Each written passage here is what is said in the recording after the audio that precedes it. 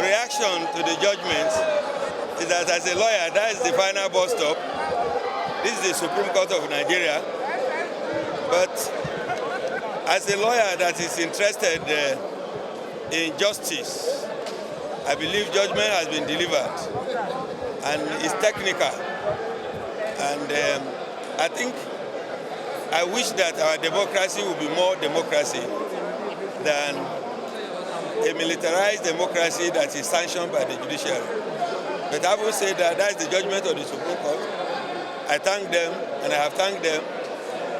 I've learned a new jurisprudence today that you can abandon your pleading in your brief of argument, not at the trial court, even when evidence is laid.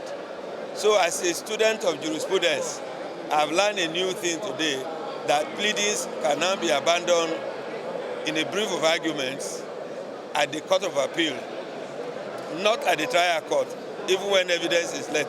So as lawyers, we are now learning a new jurisprudence. This is the first I'm learning it, and I have learned now. God bless you. Well, let me begin by saying that we are all highly delighted that the Supreme Court reaffirmed the victory, the election that gave our governor his second term. We want to thank God for the consistency of the judiciary. You recall that both the Senate election and the governorship election took place the same day. Now, in the Court of Appeal, 70 out of 73 witnesses that PDP brought to the court affirmed that the election was free and fair. So we're not expecting anything different from here, because it's the same election, the same day. Now, what the PDP did during the election was to get films of riots in time past and place it to misinform the world that the election in Kogi was not free, was not fair. These were clips of riots in other places, not even in Kogi State, just to mislead people.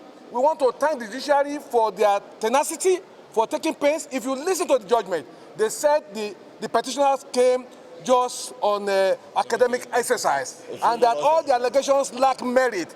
They didn't even have evidence of anybody coming to stand that the election was not free and fair, that the election was rigged. Now, they generalized their allegations. They say crimes were committed. By who? In law, you don't generalize criminal activities. You must be specific. So we want to thank God that we have judiciary that is very, very credible. And we thank God that more than ever before, we now have a leader in our state, our governor, who our people, the people of Kogi State, believe in his leadership, and they have affirmed that. Thank you. Don't forget that power belongs to God. God has actually anointed Yahya Adozabelo as our leader.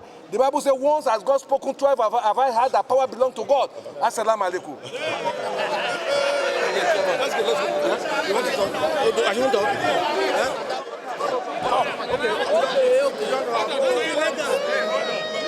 Let's allow the lawyer to address. Where's the lawyer? Please give space for the lawyer.